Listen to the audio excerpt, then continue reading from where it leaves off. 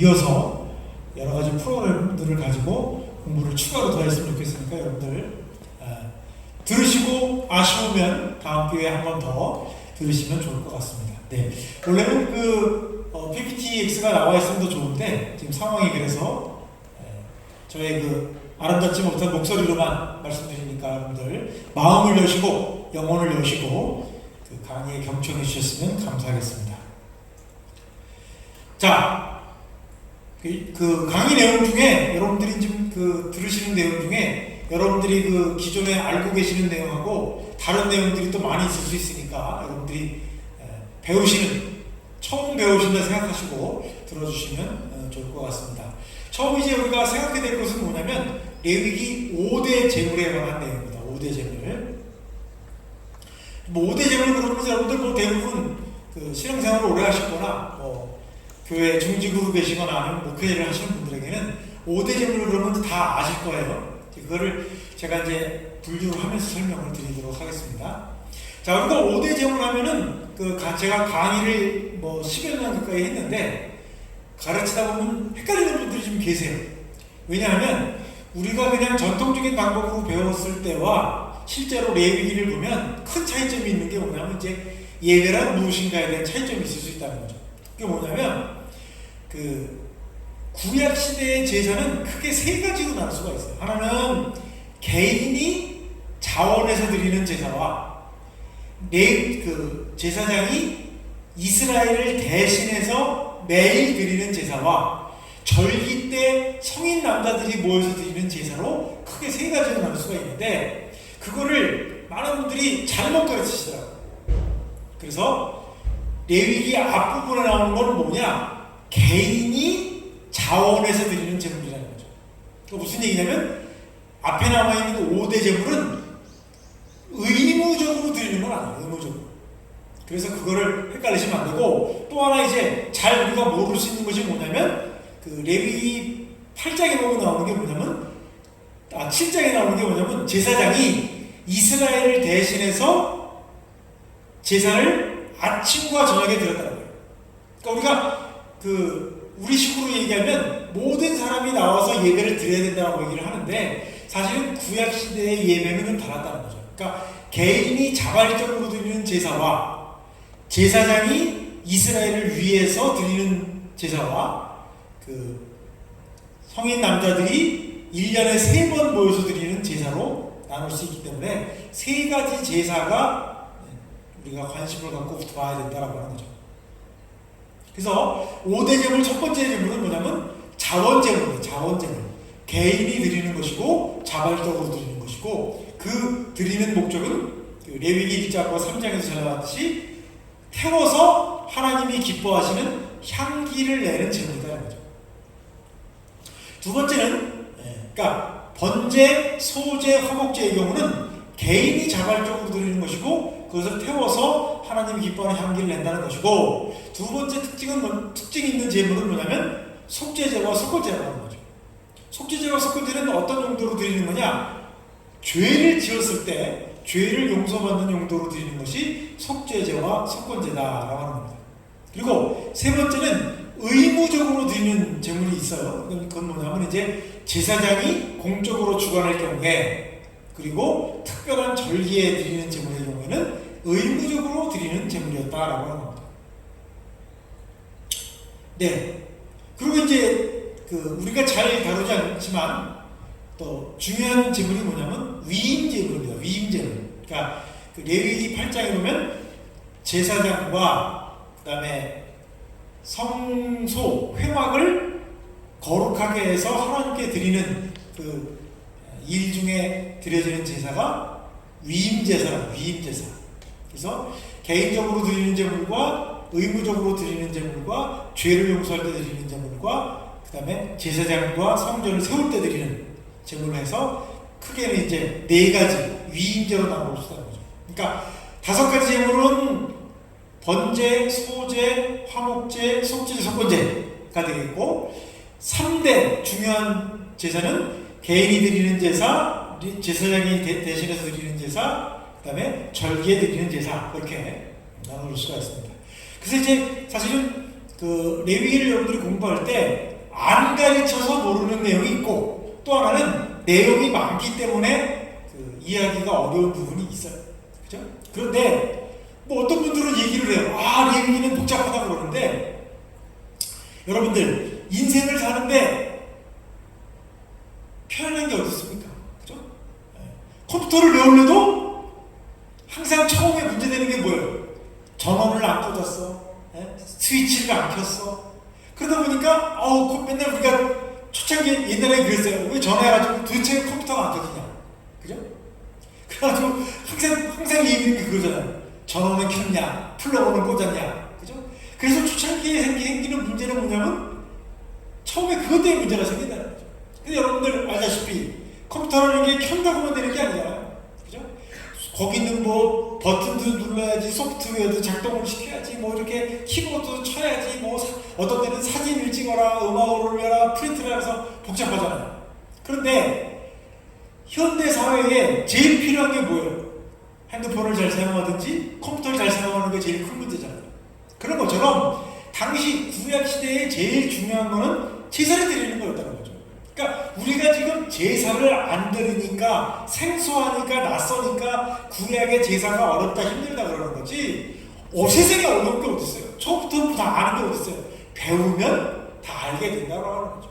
네. 생각보다 제가 말씀드렸지만 제사의 종류는 3가지, 또 다른 제사의 종류는 5가지, 그 정도만 기본적으로 알고 있으면 되거든요. 그러니까 여러분들이 처음부터 어렵다, 힘들다 그러면서 이제 자꾸 안 보려고 그러니까 힘들고, 안 보려고 그러니까 졸리고, 안 보려고 그러니까 답답한 거예요. 그리고 만약에 제사 드리는 일이 지금도 계속 있었으면 여러분들이 어렵다, 힘들다 하지 않을까요? 그죠? 그게 구약시대에 의무적으로 했던 것이 제사고, 구약시대 때 그 절차와 과정을 알아야만 하나님을 만나고 하나님을 예배할 수 있었던 거기 때문에 여러분들이 불평불만하지 마시고 감사하는 마음과 아멘하는 심정으로 공부를 하셨으면 좋겠어요. 그런데 여기서 끝이 아니고 여러분들을 괴롭히는 것 중에 하나가 뭐냐면 개인이 자발적으로 드리는 제사와 어떤 그 제사장이 드리는 제사와 절기에 드리는 제사가 종류가 좀 다르고 기능이 좀 다른 점이 있다는 거죠. 그래서 그 우리말 성경을 읽는 사람 중에 제일 헷갈려하는 게 뭐냐면, 아니 도대체 왜 이렇게 속죄라는 말이 많이 나오냐, 여기도 속죄제 나오고 저기도 속죄제 나오는데 도대체 뭐냐 그러는데, 이 개론 중에 개론을 설명하면서 가장 마지막으로 해야 될 게 뭐냐면, 그 구약의 레위기에는 큰 2가지 또 틀이 있어요. 하나는 죄가 있고 하나는 부정이 있다는 거죠. 그래서 대부분의 사람들은 죄만 얘기하니까 이 부정에 대해서 얘기를 안 하는데, 사실은 구약에서는 죄도 중요하고 부정도 중요하다는 거예요. 그런데 죄하고 부정은 같은 듯 하면서 다르다는 거죠. 왜 같은 듯 하면서 다르냐? 죄는 자기가 잘못했을 때 재물을 하나님께 가지고 가면 용서받는데, 해결이 되는데, 부정의 경우에는 자기가 부정이 깨끗해져야만 하나님한테 갈 수 있다는 거예요. 그러니까 용서받을 수 있는, 제사를 드려서 용서받을 수 있는 죄는 자기가 죄를 지었을 때 재물을 가지고 가면 용서받는 거지만, 부정의 경우에는 자기가 부정해지면 부정한 것이 정하게 될 때까지 기다렸다가 그 후에 비로소 하나님께 나아가서 재물을 드릴 수 있다는 거예요. 그러니까 어찌 보면 서로 거꾸로 된다는 거예요. 죄는 가져가야 되고 부정은 기다렸다가 가져가야 된다는 거죠. 그러니까 죄는 즉각적으로 가져가야 되고 부정은 기다렸다가 가져가야 되는 거기 때문에, 그것만 이제 여러분들이 알면 이제 레위기는 반 정도 공부했다고 할 수 있어요.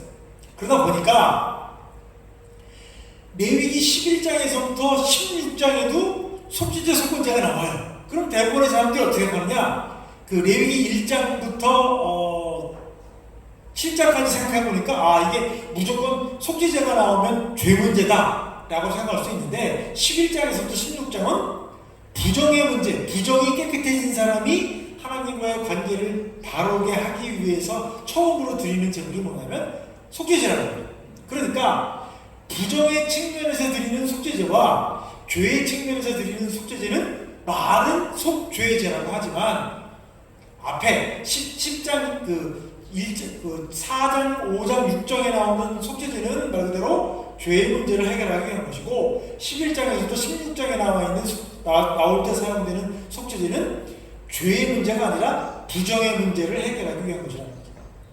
예, 그러니까 처음에 성경을 한국 사람들이 번역을 할 때 그거를 구분을 못해가지고 똑같이 속죄제라고 얘기했는데 하나는 죄의 문제를 해결하기 위해서 하나는 부정의 문제를 해결하기 위해서 사용된 것이다 라고 하는 점을 우리가 알아야 마지막으로 이제 레위기를 공부할 수 있는 준비가 되어 있다라고 하는 거죠.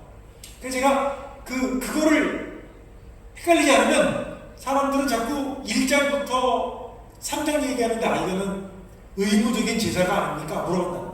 그럴 때 1장부터 3장은 자발적으로 드리는 제사는 개인이. 왜냐하면 제가 말씀드린 것처럼 의무적으로 함께 드리는 제사는 어디 나오냐면 레위기 23장에 23장에.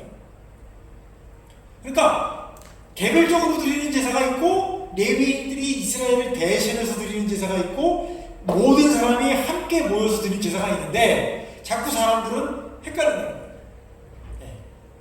그러니까 레위인들이 이스라엘을 대신해서 제사를 드린다고 하는 것은 어떤 면에서 보면 개신교인들은 잘 이해가 안 가요. 그죠?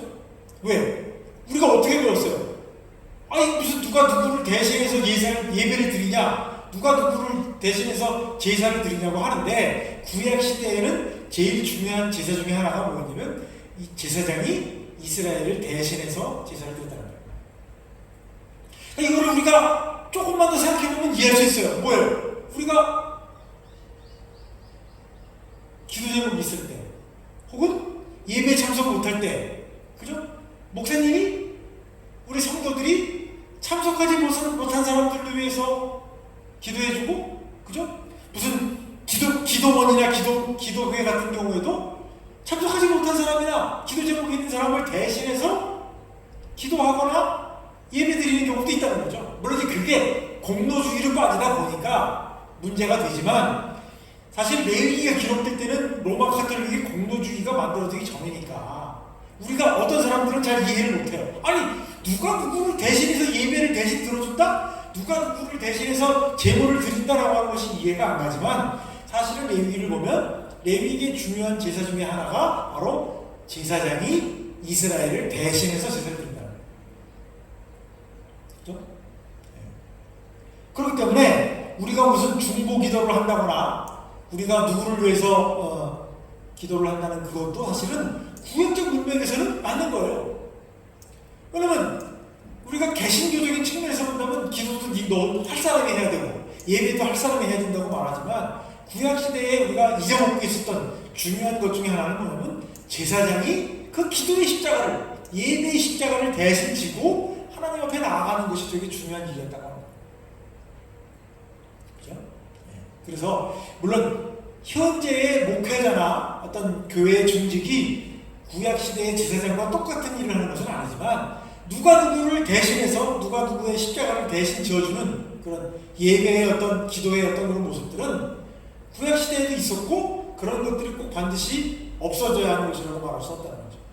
그래서 우리가 항상 누구를 대신해서 기도를 해주고 누구를 위해서 하나님께 간구하는 것 자체가 우리가 중요한 어떤 예배의 기도의 사역이라고 말하듯이 그런 부분에서 생각해보면 아니 무슨 제사장이 우리를 이스라엘 사람들을 대신해서 혼자 제사를 지냈냐 라고 하는 것을 이해할 수 있다라고 하는 겁니다.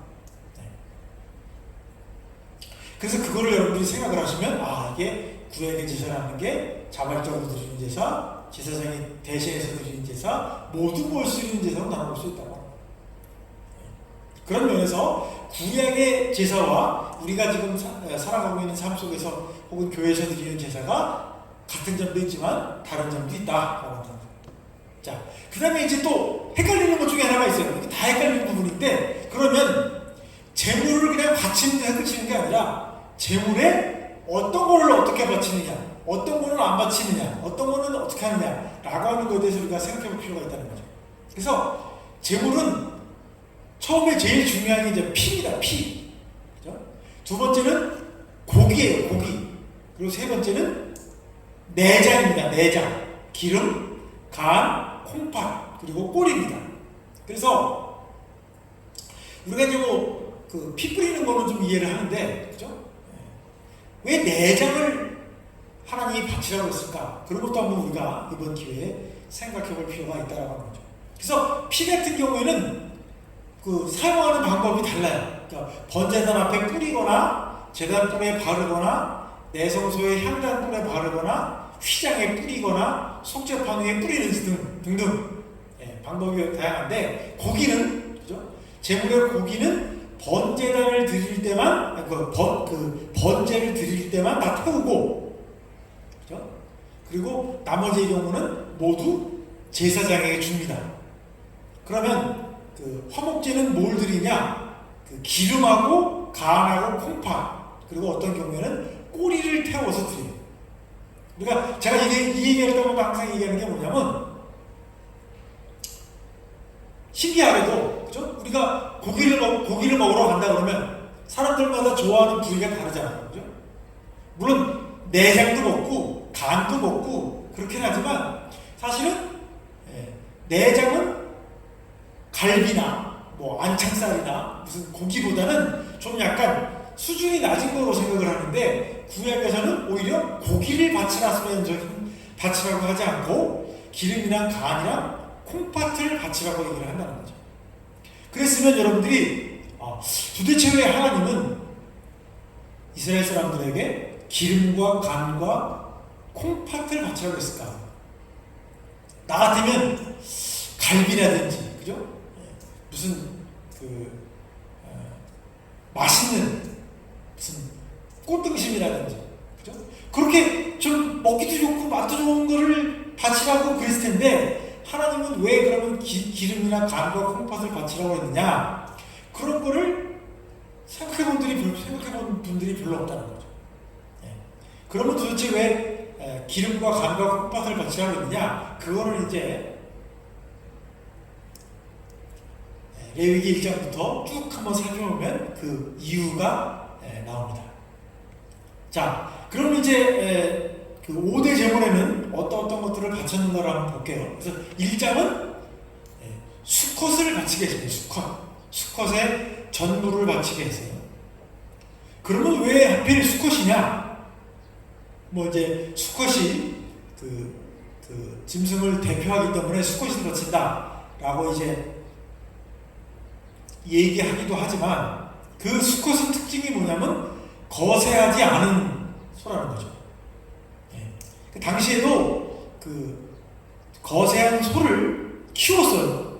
그리고 이제 수컷은 이제 종족 번식용으로 남겨두고, 나머지 수컷은 다 거세를 하고, 또 나머지는 이제 암놈을 키웠다는 거예요.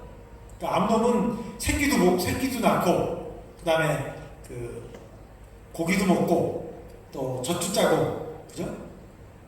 등등등 쓸 일이 많았는데, 수컷은 종족 번식에만 쓰였다는 거죠. 그리고 나머지는 다 거세를 시키고, 그렇기 때문에 번제물이 무엇을 드리느냐? 거세하지 않은 소를 드린다라고 하는 거죠. 왜 그런 거세하지 않은 소를 드리느냐? 사실은 제물을 바칠 때도, 혹은 제사장을 세울 때도, 이 생식기에 문제가 있는 제사장이나 생식기에 문제가 있는 제물은 하나님이 받지 않으셨다는 거죠. 그런 면에서 왜 굳이 레위기 1장의 번제물이 수컷으로 한정하고 있는가라고 하는 것을 우리가 생각할 수 있겠고요. 또 번제물에는 큰 가축에는 황소가 있고, 작은 가축에는 염소와 양이 있고, 새를 바치도록 했는데, 새의 경우에는 성을 구분하지 않았다는 거죠. 그리고 이 황소와 염소와 양의 경우에는 흠없는, 외관적으로 흠이 없는 짐승을 바치도록 했다고 하는 거죠. 그런 면에서 이 어떤 생식 능력이 없거나 혹은 육체적으로 문제가 있는 경우에는 하나님이 받지 않으셨다라고 하는 점을 우리가 알 수 있다는 거죠. 2장을 보면 이제 거기에 소제가 나오죠. 소제는 곡식을 드리는 것인데, 거기에는 보리와 밀이 있는데, 그 모든 것들은 일부만 바쳤다. 일부. 전부를 바치는 거는 이제 번제만 전부를 바쳤고, 소재의 경우에도 일부만 드렸다. 나머지는 뭐예요? 제사장에게 주었다라고 하는 거죠. 3장을 보면 이제 화목제물입니다. 화목제물도 마찬가지로 일부만 드렸는데 지방, 간, 콩팥, 꼬리를 드렸다라고 하는 거죠. 거기에는 이제 암소, 숫소, 암양, 순염소, 암염소를 다 드렸다라고 하는 거죠. 자, 1장을 보면 이제 왜 그러면 황소와 양과 염소를 드렸느냐? 이거는 이제 이스라엘 사람들이 무엇을 먹었느냐와도 직접적으로 관련이 있어요. 그러니까 하나님이 바치라고 했던 재물들은 다 집에서 키우는 거예요. 집에서 키우는 거. 그러면 집에서 키우는 거는 다 바치라고 했느냐? 그렇지 않다는 거죠. 왜냐하면 집에서 이제 다는 안 했지만 낙타를 키운다든지 아니면 말을 키운다든지, 그죠? 그런 등등의 짐승들도 있었기 때문에 아마 이스라엘 사람들 사이에서는 먹는 용, 그 다음에 짐을 싣는 용, 무슨 농사용 등등등 그렇게 해서 구분이 되어 있을 것 같아요. 그래서 주식으로는 뭘 먹었냐면 소와 양과 염소를 먹었지 않느냐. 그리고 이제 1장 보면 비둘기 얘기도 나와요. 그래서 비둘기도 아마 이스라엘 사람들이 직접 키워서 잡아먹은 것이 아닌가 그런 생각이 들고요. 이 번제단의 그 번제로 드리는 것 중에 특징은 번제단에 전부 태워서 하나님이 기뻐하는 향기를 낸다라고 하는 거고요. 또 여러분들 중에 헷갈리는 분들이 계신데 제물을 드리는 사람하고 제사장의 역할이 나눠져 있습니다. 그래서 제물을 드리는 사람은 죽여서 피를 내고 그 다음에 토막을 내는 것까지는 제물을 드리는 사람이 하고 피를 받고 그 토막낸 고기를 그 번제단에 태우는 거를 이제 제사장이 했다는 거죠. 그래서 제사장이 다 하지 않았냐라고 물어보는 사람들이 가끔 계신데 이 제물을 드리는 사람하고 제사장이 일을 나눠서 했다라고 하는 점만 아시면 되겠고요. 이 번제물을 드리는 경우에만 고기를 토막을 냅니다. 그러니까 그 화목제나 그 숙제제나 속건제를 드릴 때는 토막을 내지 않습니다. 그러니까 그건 아마 나중에 그 제사장이 먹을 때 혹은 그 화목제 같은 경우에는 제사장과 제물을 드린 사람이 나눠 먹을 때 아마 그 일을 했을 것으로 여겨집니다. 자, 그래서 우리가 그 레위기에 나와 있는 여러 가지 그 제사 규례가 복잡한 이유는 뭐냐면 누구든지 자발적으로 회막에 나올 수는 있는데 자발적으로 회막에 나올 때는 그에 합당한 제물을 준비하고 하나님께 드릴 때는 다양하지만 엄격한 절차를 거치는 것이 하나님이 요구하는 바다라고 하는 점을 분명히 이야기해 주는 것이 아닌가 생각합니다. 그래서 절차가 복잡하고 내용이 까다롭지 않나 그런 생각이 듭니다.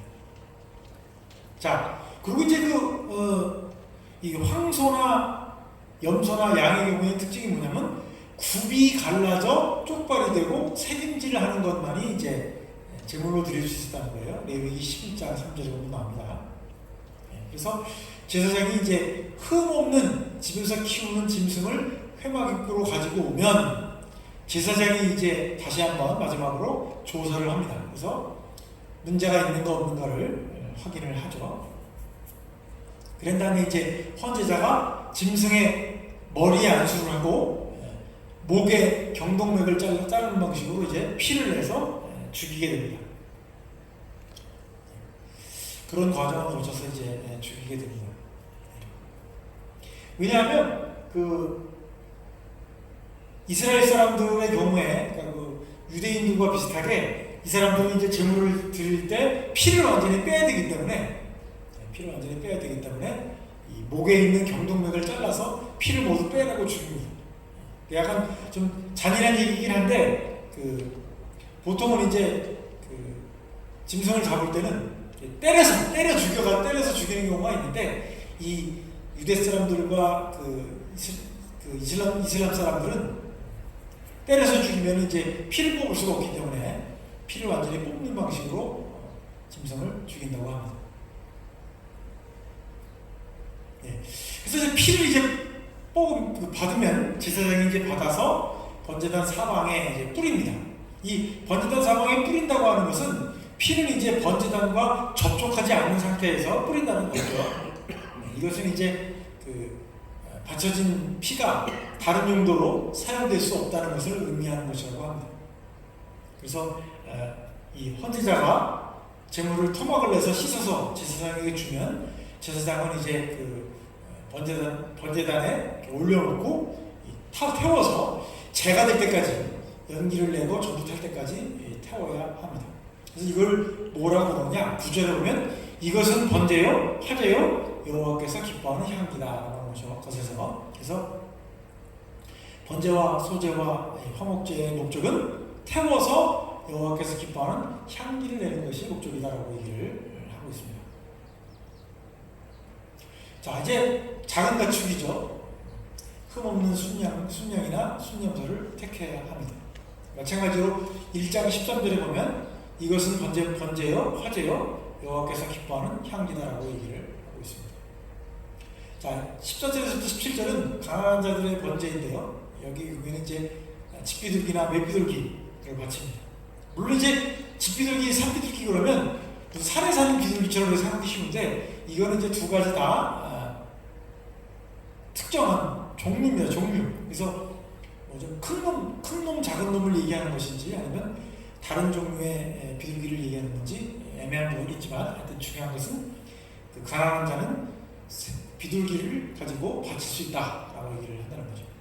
그런데 이 비둘기를 드릴 경우에는 형식이 이게 간단합니다. 그래서 이 경우에는 헌제자가 아니라 제사장이 비둘기를 죽이고요. 머리를 비틀어서 끊고 피는 번제단 앞에 흐르게 하고 고기는 토막을 내지 않고 번제단 위에 태우며 창자는 제물로 드리지 않습니다. 그러나 이제 결과는 똑같아요. 그래서 이는 번제요, 화제요, 여호와께서 기뻐하는 향기다라고 얘기를 하고 있다는 거죠. 자, 2장 보면 이제 소제물입니다. 그래서 보통 이제 보리, 밀가루, 그리고 올리브 기름과 향유를 사용을 합니다. 마찬가지로 이것은 태워서 하나님이 기뻐하는 향기를 내는 거죠. 그래서 날가루를 바치거나 마른 날가루를 바치거나 빵을 만들거나 혹은 볶아서 바치게 되고요. 바치는 것은 일부만, 전체가 아니고 일부만 번제단에 전부 태웁니다. 그러니까 이제 번제 같은 경우에는 시간이 오래 걸리겠지만 소제의 경우에는 일부만 바치니까 시간이 오래 걸리지 않겠죠. 그리고 이제 소제의 특징은 기념물로 바친다는 뜻입니다. 기념하게 하는, 떠오르게 하는 그런 거죠. 그래서 이 경우에는 이제 한 줌의 밀가루와 유향과 올리브 기름을 같이 드린다고 하는 또 특징이 있습니다.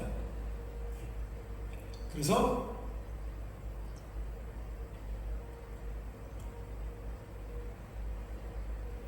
여러분들 알다시피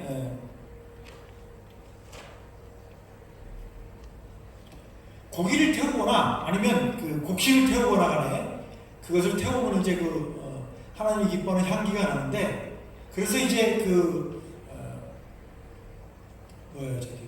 화목제물의 경우에는 기름이 많이 섞인 부분을 태우는 이유도 번제만큼은 아니지만 태울 때에 기름이 타는 연기를 통해서 하나님이 기뻐하는 향기를 낸다는 것이고요. 소제 같은 경우도 밀가루와 유향과 올리브 기름을 함께 태운다고 하는 것은 하나님이 기뻐하는 좋은 향기를 내기 위한 하나의 수단으로 사용됐다고 볼 수가 있겠고요. 나머지는 제사장에게 줍니다. 그리고 또 이 소제에 대한 특징이 뭐냐면 지성물이다라고 불러요. 지성물. 그러니까 화목제는 성물이고 소제는 지성물이라고 부르는데, 이 지성물은 일반인은 먹을 수가 없습니다.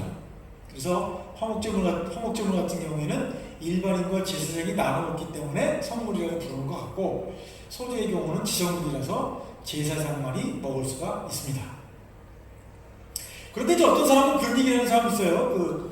번제보다는 소제가 더 가격이 저렴한 거 아니야 그러는데 사실 유향의 경우에는 당시에 수입품이기 때문에 값이 비싼 물건이었어요. 그래서 물론 곡식이 고기보다 싸긴 하지만 완전히 싸다라고 말할 수 없을 정도로 유향은 비싼 물건이었다고 하는 것을 우리가 알면 되겠습니다. 그러니까 제가 말씀드린 것처럼 번제와 소제와 화목제의 특징은 하나님이 기뻐하는 향기를 낸다라고 하는 측면이기 때문에 어떤 제물을 사용하고 있느냐를 보면 이게 어떤 향기를 내고 또 어떤 역할을 했을 것인가를 우리가 생각해 볼 수 있다는 거죠. 자, 이제 빵으로 드리는 소재 같은 경우를 보면 아주 다양한 종류의 빵이 사용되어 있습니다. 그래서 이제 어떤 이 소재의 특징은 누룩이 없는 빵을 드리는데 올리브 기름을 섞어서 드린다라고 하는 거고요. 특징 중에 하나는 이제 화덕에 구운 빵, 조리판에 구운 튀김빵, 얕은 솥에 찐빵 그런 식으로 다양한 형태의 빵을 드렸다라고 하는 겁니다. 우리말 성경에는 떡을 드렸다라고 그러는데 사실은 고대 근동 사람들이 먹는 거는 떡은 아니죠. 그죠? 왜냐하면 우리가 먹는 떡은 주로 쌀로 만든 떡이기 때문에 이 사람들은 이제 보리떡도 먹기도 하지만 대부분의 경우는 이제 밀로 만든 빵을 만들어서 드렸기 때문에 빵이라고 하는 표현이 더 적절하다라고 하는 거죠. 그러면 왜 우리말 성경에는 떡이라고 했느냐? 이 중국말 성경에 영향을 받은 거에서 떡 병자가 우리나라로 들어와서 이제 떡이라고 한 거지 정확하게는 떡은 아니다라고 하는 점을 아시면 좋을 것 같아요. 자, 그러면 이제 일반적인 의미에서 이제 소재를 받고 2장 11절에서부터 13절에 보면 금지된 것과 의무적인 것이 있어요. 그래서 뭐라고 되어 있느냐? 첫 수확의 예물을 제외하고 다른 모든 소재에는 누룩과 꿀을 넣으면 안 된다. 그렇게 얘기를 하고 있습니다. 누룩은 이제 신약과 관련지어서 죄의 배제를 의미한다고 보기도 하지만 아마 이 누룩과 꿀은 살아있어서 제물 자체를 변화시킨다는 측면에서 죽은 것을 드리는 것이 원칙이기 때문에 그래서 아마 금지된 것은 아닌가 그런 생각을 하는 것도 있고요. 또 하나는 이제 어떤 것을 반드시 드리라고 얘기했는데 중요한 게 뭐냐면 소금은 반드시 쳐야 된다 이렇게 얘기를 하고 있고 이 소금은 맛을 내거나 혹은 영원한 언약을 상징하는 것으로 사용되기 때문에 소금의 경우에는 반드시 드리라고 얘기를 한 것 같습니다. 자, 이제 2장 14절 16절 보면 햇곡식 소재에 대한 것이 나오죠. 그래서 아직 여물지 않은 곡식 알갱이를 추수하여 볶고 빻은 가루를 올리브 기름과 유향을 섞고 번제단에 기념물로 태워야 한다. 그렇게 되어 있고요. 이 소재는 개인적으로 드리는 소재뿐만 아니라 제사장을 세울 때도 이 소재를 사용하고 있고요. 또 속죄제물로 사용할 때 가난한 자의 경우에는 이 곡식으로 속죄제를 대신하는 경우도 있습니다. 자, 3장은 이제 화목제물에 관한 거예요. 화목제물은 암수 상관없이 가축을 드린다라고 하는 거죠. 그러니까 번제의 경우에는 순놈만 드렸는데 화목제물의 경우에는 암수 상관없이 가축을 드렸다. 목적은 하나님이 기뻐하는 향기를 낸다라고 하는 거고요. 네. 그리고 이제 화목제의 특징은 지방과 콩팥과 간거풀을 드렸다, 태워서 드렸다라고 하는 말이고요.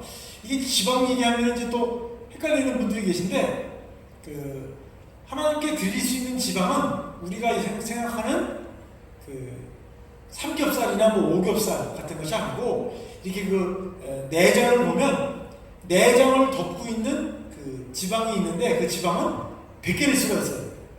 그래서 벗겨낼 수 있는 분리가 가능한 내장 위에 있는 지방만을 드린 것이라고 생각하면 돼요. 그러니까 우리가 생각하면 삼겹살이나 무슨 내장에 붙어있는 떼어낼 수가 없는 그런 지방을 드렸을 거라고 생각하기 쉬운데 그 지방은 아닙니다. 제가 그 재밌게 본 그 설교 중에 그런 말이 있어요. 어떤 목사님이 그러더라고요. 왜 이 하나님이 사람들에게 지방을 떼서 바쳐야 했느냐? 다 이유가 있대. 뭐야? 그랬더니 성인병 예방을 위해서 지방을 떼서 바치라고 했는데, 그분은 저한테 가서 배우셔요. 내 얘기를 몰라. 그러니까 뭐 제가 말씀드렸죠. 지방 그러면 삼겹살, 오겹살의 지방이나 내장 비만을 얘기할 때 그 지방을 생각하는데 그 지방은 아니었다. 하는 거죠. 그리고 우리가 자꾸 오해하는 게 뭐냐면 지방이 살을 찌게 하는 게 아니에요. 사람을 살찌게 하는 거는 뭡니까? 뭐죠? 목사님 아세요? 뭐가 사람을 살찌게 하죠? 갑자기 생각이 안 나는 이름 뭐였죠?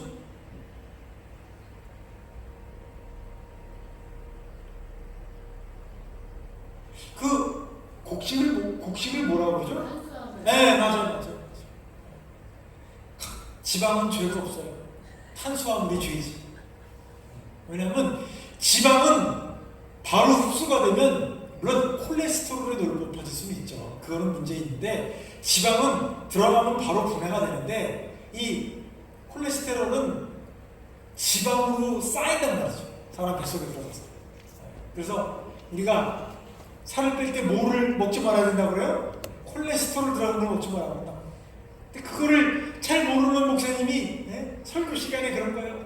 하나님이 성인병 예방을 위해서 지방을 먹지 말라고 그랬다. 그거는 진짜 아무도 모르는 분이 하신 말이에요. 그러니까 여러분들도 이제 오늘 들으셨으니까 이제 오늘 이후부터는 하나님이 지방을 태워라! 너희가 먹지 말고 태워라 했던 이유는 성인병 예방을 위한 것이 아니고, 왜냐하면 그 지방을 태우면 하나님이 기뻐하는 향기가 나기 때문이라는 거죠. 그것 때문에 하나님이 드리라고 했던 거다. 좀 더 자세히 이게 좀 더 얘기할게요. 자, 그러면 화목제물은 어떤 게 있었느냐? 세 가지가 있었어요. 하나는 자원제물, 서원제물, 감사제물이 있었다고 하는 거죠. 그러면 자원제물은 뭐냐? 그냥 말 그대로 자원에서 드리는 거예요. 아무런 인과관계가 없어. 그럼 서원제물은 뭐냐? 내가 기도를 할 때 하나님한테 약속한 거예요. 내 기도가 응답이 되면 뭐뭐를 드리겠습니다. 그게 바로 서원제물이에요. 그럼 감사제물은 뭐냐? 감사드릴 어떤 것이 있을 때 드리는 게 이제 감사제물이라는 거예요. 그러니까 화목제물은 세 가지로 드렸다 이거예요. 첫 번째는 내가 그냥 드리고 싶으니까. 두 번째는 기도할 때 기도가 응답되면 내가 뭘 하겠습니다 했을 때 그 서원제물. 혹은 하나님이 나한테 감사하게 뭘 행하신 일이 있거나 내가 무슨 일을 할 때 드리는 것으로서 세 가지 제물이 있었다라고 하는 겁니다. 자, 그러면 이제 제가 앞서 말씀드린 것처럼 왜 그러면 지방과 콩팥과 간을 드리라고 했느냐? 구약시대 때 기름은 뭘 의미했냐면 가장 좋은 것, 힘을 의미했다는 거예요. 제가 좀 전에 말씀드렸던 것처럼 없어져야 할 성인병의 주범이 아니라 구약시대 때 기름은 가장 좋은 거였단 말이에요. 그리고 힘을 상징하는 거였단 말이에요. 그렇죠?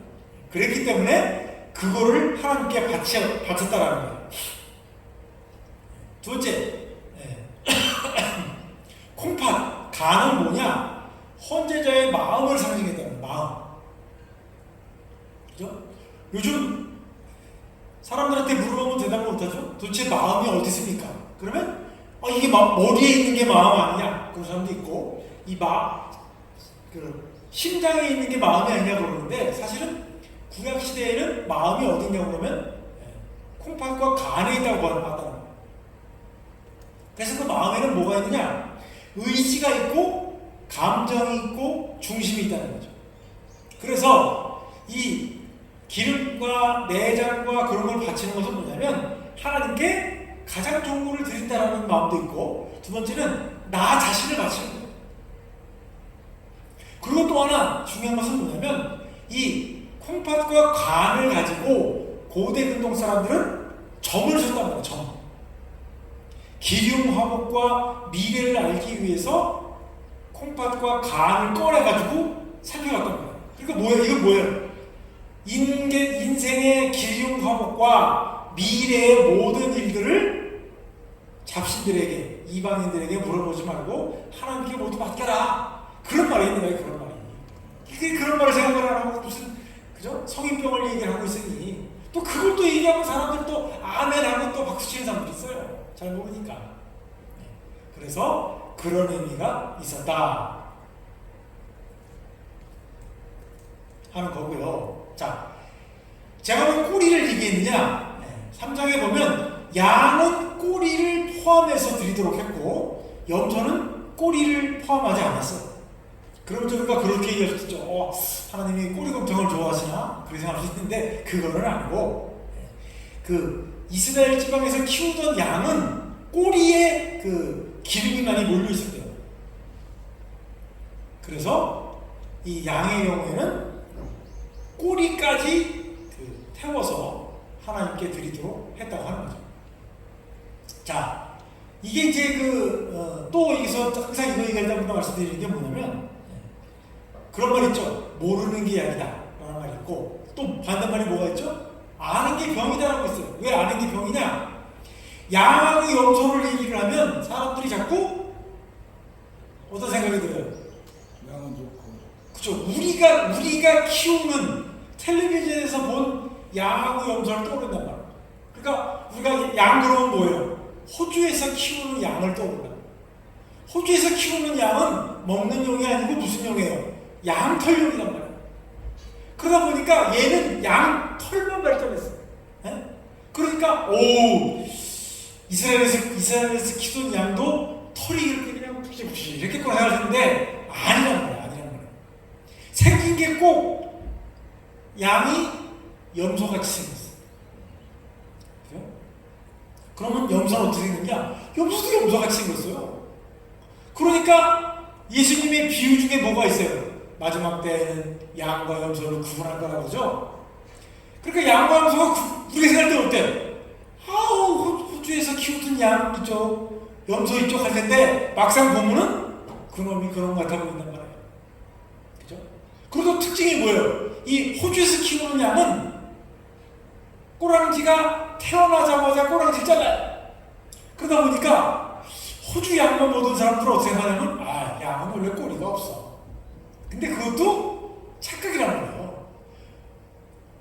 이스라엘에서 키우던 양과 염소는 똑같이 꼬리가 있어. 그리고 여기서 뭐라 그래요? 이 동네의 양은 염소보다 꼬리가 더 길고 두꺼워요. 왜? 거기 그 지방이 모이니까. 그러니까 어떻게 돼요? 제가 뭐라 했어요? 모르는 게 약이다. 네? 그러니까 모르고서 성경을 읽으면 좀 나은데 제가 앞서 얘기한 것처럼 레위기가 왜 어렵냐? 우리가 그렇게 얘기해줘.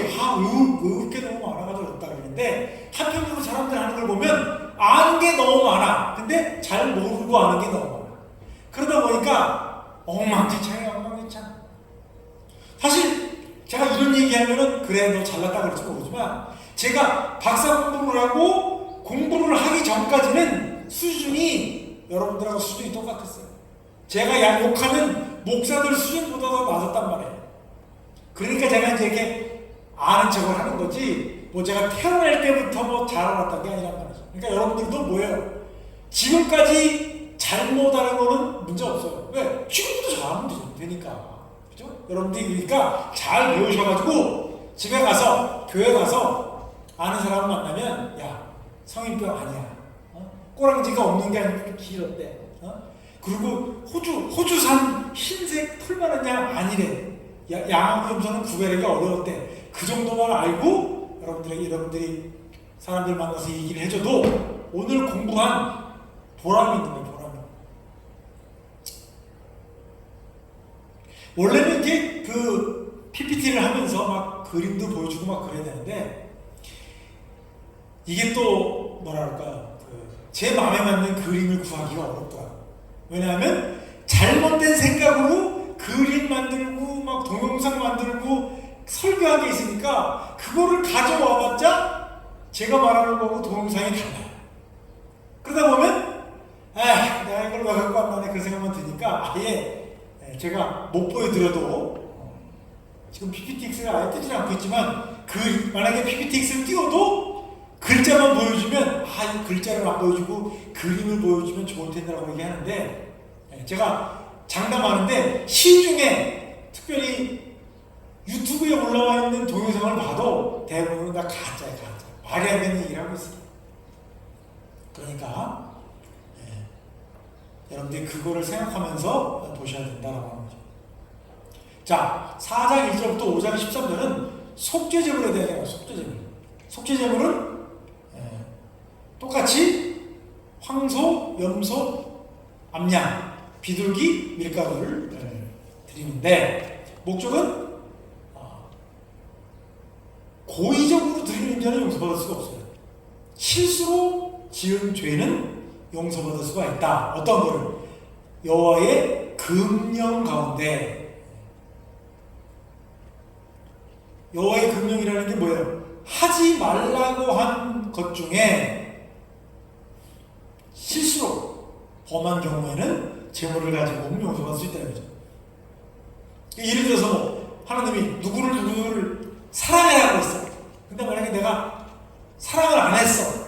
그러면 재물을 갖고 들어올 필요가 없다는 거죠. 왜? 속죄재물은 하지 말라고 한 것 중에 실수로 범한 경우에만 재물을 가지고 와서 용서받을 수가 있다는 거예요. 그러니까 또 이 4장 5장 보면 사람들이 어떤 생각을 하냐면 어떤 죄든지 간에 죄를 지으면 재물을 가지고 오면 다 용서받을 것이다 라고 생각하는 분도 계신데 그거는 이제 잘 못 봐서 그런 거예요. 그러니까 속죄를 받을 수 있는 건 뭐냐면 4장 5장에서 속죄를 받을 수 있는 건 뭐냐면 하나님이 금하신 것 중에 실수로 범한 경우에만 제물로 용서받을 수가 있다라고 하는 겁니다. 자, 이 경우에는 속죄제물의 경우에는 방법이 4가지가 있어요. 4가지. 그 차이가 있어요. 자, 그리고 4장과 5장에 나와 있는 죄가 달라요.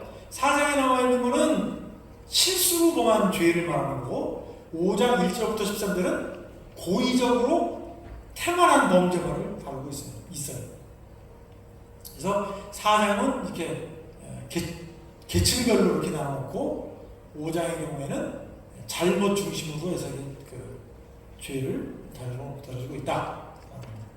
자, 그래서 4장에 보시면 그 4가지 종류의 이제 그 구분이 되어 있는데 첫 번째는 큰 제물로 드리는 경우, 그러니까 황소로 드리는 경우죠. 두 번째는 작은 제물로 드리는 경우, 양이나 염소로 드리는 경우가 있고, 큰 제물로 드리는 경우에는 대제사장이 범죄한 경우와 두 번째는 온 회중이 범죄한 경우에는 황소를 가지고 제물을 드리고, 양이나 염소의 경우에는 족장 개인이나 그냥 일반 개인이 범죄한 경우에는 작은 제물로 드린다라고 하는 거고, 황소를 드릴 경우에는 대제사장이, 그러니까 제사장이 처리하는 게 아니고 대제사장이 내성소와 뜰에서 제사를 집행한다는 거고요. 작은 제물의 경우에는 제사장이 뜰에서 제사를 드린다라고 하는 거죠. 그러니까 속죄제의 경우에는 어떤 제물로 누가 그리고 제사장이나 대제사장이 어디에서 제사를 드리냐를 우리가 알아야 되는 거고요. 자, 4장 3절부터 21절에 보면 대제사장의 범죄와 온 회중의 책임이 나온다고 있단 말이죠. 그러니까 이 4장의 경우에는 그 대제사장과 아울러서 온 회중이 책임을 지는 경우를 얘기하고 있다는 거죠. 이 경우에는 대제사장이 그 황소의 피를 가져다가 내성소에 있는 향단의 네 모서리에 바르고 휘장 앞에서 7번 뿌리고 나머지 피는 번제단 밑에 부어야 하는 거고요. 그 번제단에 드리는 것은 내장과 기름이다 라고 합니다. 태워서. 그리고 제물의 나머지는 제사장에게 주지 않고 모두 밖에 나가서 태워야 한다고 하는 거죠. 왜냐? 그러니까 속죄제물 같은 경우에도 이 재물의 경우를 제외하고는 다 나머지를 제사장이 먹을 수 있는데 이 대제사장이 황소를 가지고 재물을 드린 경우에만 제사장이 먹을 수가 없다라고 하는 거죠.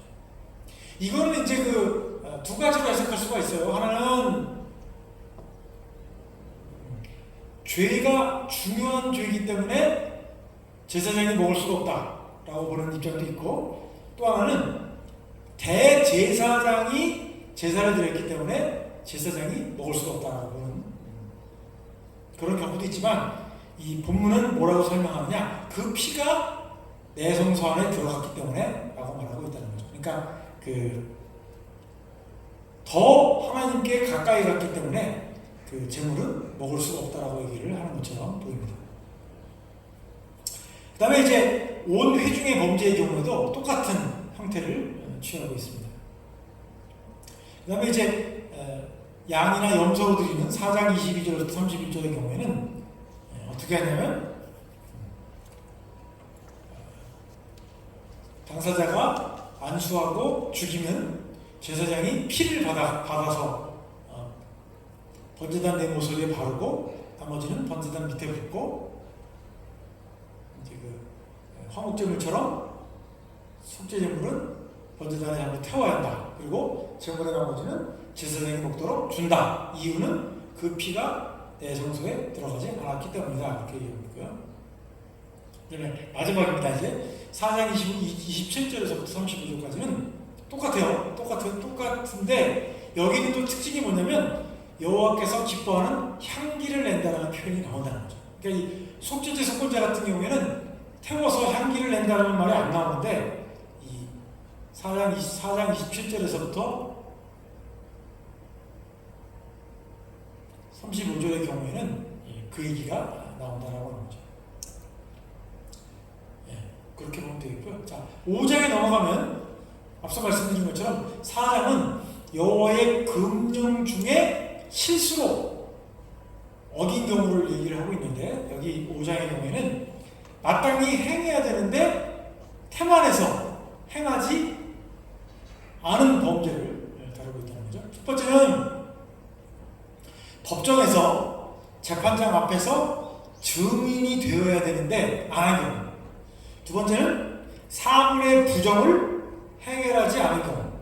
세 번째는 사람의 부정을 해결하지 않은 경우. 네 번째는 말로 행하는 서원을 이루지 않은 범죄라고 하는 거죠. 그러니까 첫 번째나 네 번째는 말로, 그러니까 첫 번째는 말로 행하지 않는 것에 대한 범죄고요. 네 번째는 말로 행했는데 이루지 않았기 때문에 벌어진 범죄고, 두 번째하고 세 번째는 부정을 해결하지 않은 것에 대한 범죄라고 하는 거죠.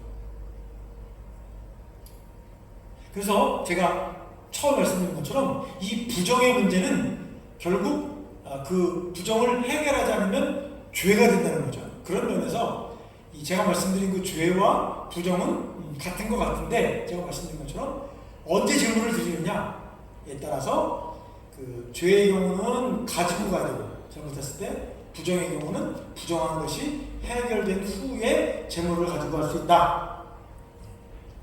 그런 두 가지 차이점이 있다는 거죠. 그래서 이제 그 5장의 속죄제의 경우에는 그 제물을 암양이나 암염소를 드린다는 거예요. 혹은 비둘기 2마리나 혹은 밀가루를 드린다고 하는 거죠.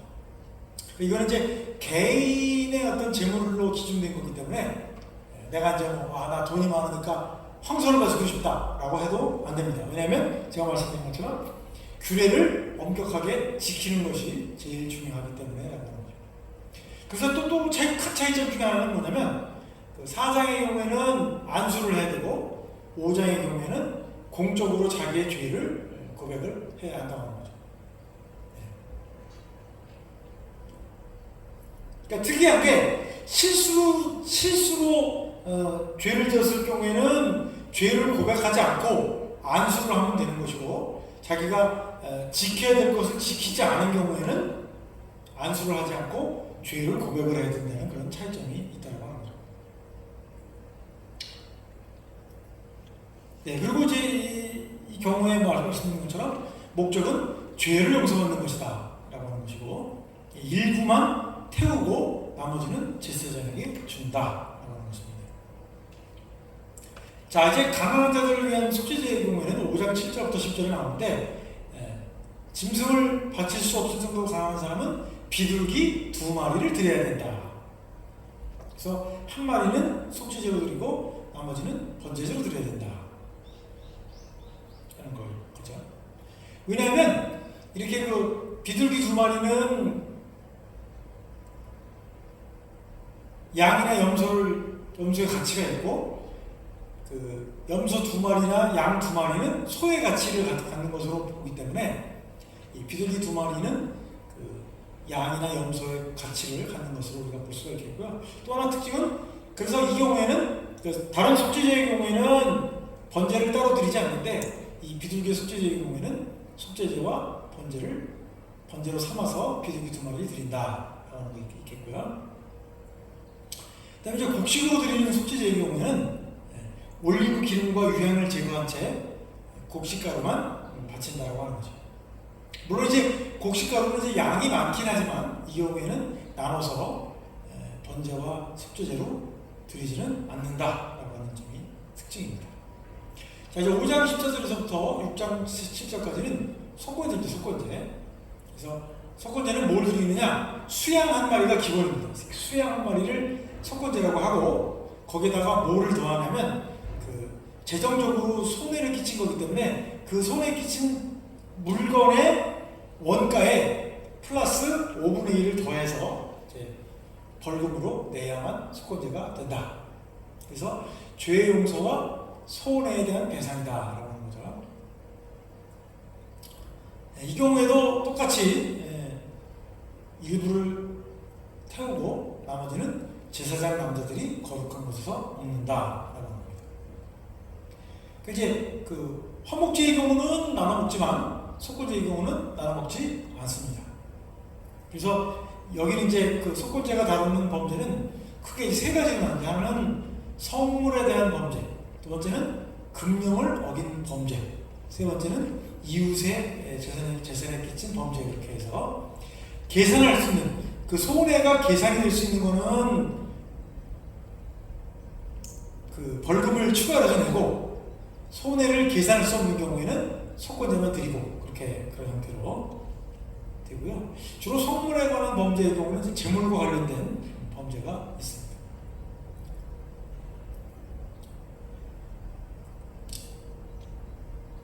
네.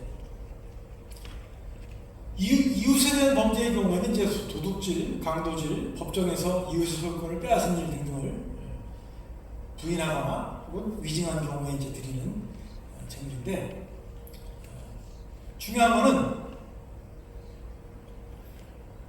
그리고 어떤 경우에는 그 속건제로 될 수 있고 어떤 경우에는 그렇지 않느냐고 하면, 그 출애굽기 22장이나 22장 같은 경우에는 그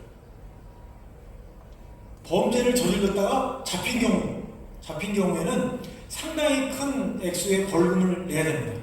그런데 이제 자기가 스스로 고백하고 제사장에게 나오면 그 벌금이 줄어든다는 거죠. 그런 면에서 이 속건제의 역할이 그런 데 있다. 자기의 죄를 깨닫고 죄를 스스로 알아서 회개하도록 하는 그런 역할을 하는 것이 이제 속건제의 이웃에 대한 범죄를 다루는 것이다 라고 할 수가 있겠죠.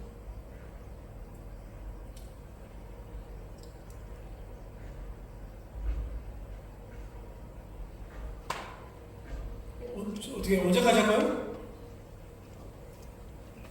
잠깐 쉴까요? 어떻게 할까요? 한 30분만 더 하죠. 30분 더 하고요? 네, 그러자. 그리고 점심 먹고 네, 오후야. 그러도록 하겠습니다.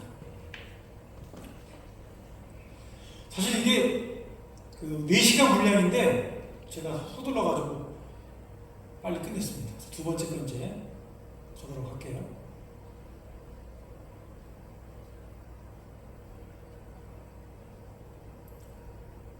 몇 시간 분량 하고 이거? 하루씩 분량은 서둘러서.